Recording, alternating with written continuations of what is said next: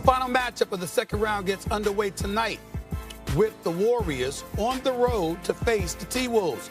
Anthony Edwards is hoping he can take down another legend and stop Steph Curry's quest for a fifth ring. The Warriors and the Timberwolves are facing off in the playoffs for the first time in league history. The T-Wolves finished off the Lakers in 5 games, and it took the Warriors 7 games to get past the Houston Rockets. Since the 2018-29 playoffs, teams are 5-15 in Game 1 of the next series when they're coming off a 7-game series. So, Wendy, let's go to you first. Which team needs Game 1 more, the Warriors or the T-Wolves? Wendy, can you hear me? It's the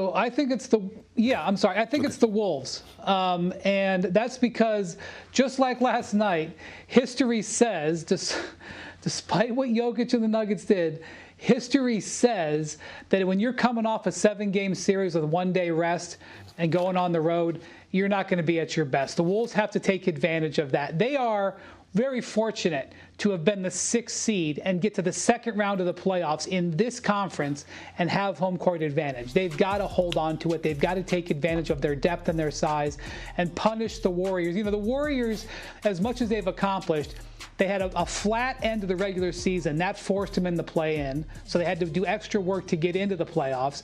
Then they had a 3-1 lead against the Rockets, and they just gave away Game 5, in my opinion, and lost Game 6 at home. They extended that series. They've got to be punished for putting this extra work on, and it's got to be the Wolves. And I just say something about the Wolves. They finished the season 17-4. Once Julius Randle came back from injury and got his legs up underneath him, and once Dante DiVincenzo got over the foot injury that was bothering him throughout the middle of the season, this was really a lot closer to the team that was in the Western Conference Finals last year than was going for the first 2-3 months of the season. They have to act like a favorite. In my view, they are a favorite in this series. Act like a favorite. Handle your business tonight. Put the Warriors on their heels. That's absolutely the mission. Perk? Jimmy Butler is dealing with the glute injury, right? Steph Curry dealing with the hand. Draymond Green undersized. And they just came out of a physical series with the Houston Rockets, a bloodbath, an emotional series going 7 games.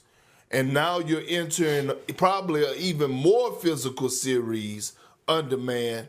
And you need to go in and steal Game 1, because I'm looking at the age of the Warriors, right? You got Steph Curry, he's 36, 37. Same with Jimmy Butler and Draymond Green. All of a sudden, it's no more 2 days in between. You're playing every other day. Perfect opportunity. At some point, you have to win on the road. Why not go and get Game 1? You need Game 1. Matter of fact, to put the pressure on the Minnesota Timberwolves to actually somewhat emotionally ease the pressure off of you if you're the Golden State Warriors. I think they come in, they need to send a message early, have the Minnesota Timberwolves thinking, because you're going against a confident group right now that's led by one of the, if not the most confident player in the NBA in Anthony Edwards. I feel you on that, Big Perk, but I'm a flow with Wendy on this one because I think Minnesota having home court advantage, you need to protect your home turf. You certainly don't need to be falling down based off of all the things that you just said, Perk, because of Steph Curry's hand injury, because of the pelvic injury that Jimmy Butler had, because Draymond Green is undersized and what have you. When you look at the Minnesota Timberwolves coming into this series, they should be the favorites, considering their size and their defensive prowess, considering Jaden McDaniels and the way he's been able to defend against Steph Curry this season. I know Steph Curry's averaging 28 against them, but against him, Jaden McDaniels, it's been a different animal altogether, where he's shooting like 26% from the field and 25% from three-point range. The point that I'm making is that if you're Minnesota, you need to make sure you send the message that you're the team to beat. You've got the size, you've got the athleticism, you've got the defensive prowess, you've got home court advantage. You don't let Golden State roll up in there in Game 1 and put you on your heels to open the series. No, you make sure you let them know this is our home turf. We believe we're the superior team, and we're going to treat you that way, particularly in these first 2 games, and especially in Game 1, no doubt about it. That's where I'm coming from with it. What do you guys have to say about that? Perk? Well, look, this is what I'm gonna say. When you think of, here's the difference between the two series, right? You had one where you were playing, the Golden State Warriors was playing against the Houston Rockets, and they were just one of the worst shooting teams in the NBA, even in the regular season, and it showed in the postseason. That's not the case, right? That's not the case. Now we're diving a little deeper into this series. That's not the case with the Minnesota Timberwolves. Mike Conley, by the way, who's been playing some outstanding basketball, he can shoot the three at a high clip. Dante can shoot the three at a high clip. We know what Anthony Edwards could do from the three-point line. Hell, he led the league in three-pointers made this season. And we also look at Julius Randle and what he's been doing. And then you have to worry about a guy that we still haven't mentioned enough, Jaden McDaniels. He had his moments in that first round, 25-point game, 30-point game. And so I'm just looking at it from a physicality standpoint. This is one of those games where the Warriors need to go in and dive deep and say, man, we got to go steal game one. And I guarantee that's probably the message that Draymond Green is shooting around that locker room. Let's get this one. Wendy? Yeah, so it's interesting you bring up McDaniels. He's a vitally important player in this series.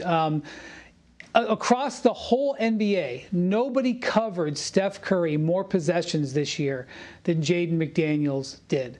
The way that the Wolves approach dealing with Curry, they put I get he's 6'9", and he's got great athleticism, and he can run with Steph. I mean, McDaniels can run all day, and you have to when you guard Steph. So that matchup, whether McDaniels' size can bother Curry, because Curry is so good moving without the ball that sometimes it doesn't even matter who you've got on him. Plus, they're going to throw all these screens at him.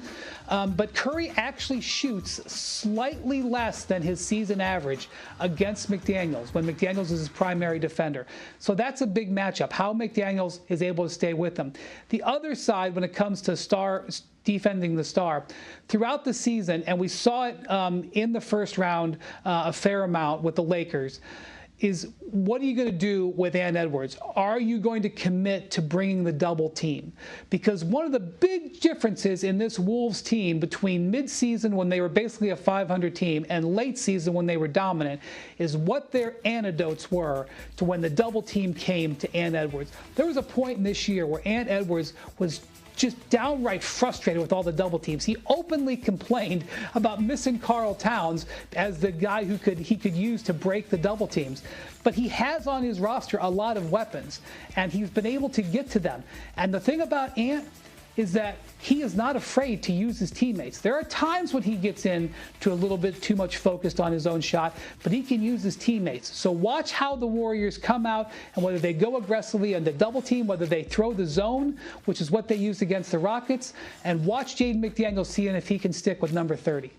Couple of things I want to point out here before I go to break. Number one, Dante DiVincenzo averaged 15 points and 39% shooting from threes against the Warriors this season. Rudy Gobert only averaged 11.5 points, but he shot 70% from the field. So maybe you might want to attack the interior and play bully ball because that's what you want to do with an undersized Golden State Warrior squad. But I think the thing to pay attention to is how chaotic Minnesota's offense appears at times. When they're flowing, they're flowing. When Naz Reid, when McDaniels and those brothers are hitting shots, they're just a different animal. And I think that happens, they easily win this series. But they can miss. They're a roller coaster. One game they're high, another game they're missing shots, another game they're turning the ball over, what have you. I'm not talking about Ant-Man because we've seen his level of play elevate in terms of his decision-making. I'm talking about the rest of the guys. And if they're not making Còn vài mẫu cuối là xong hàng này rồi mình móc tiếp nhé.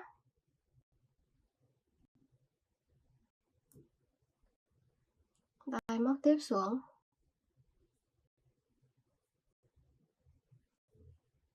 Luân phiên như vậy là được. Tiếp nha.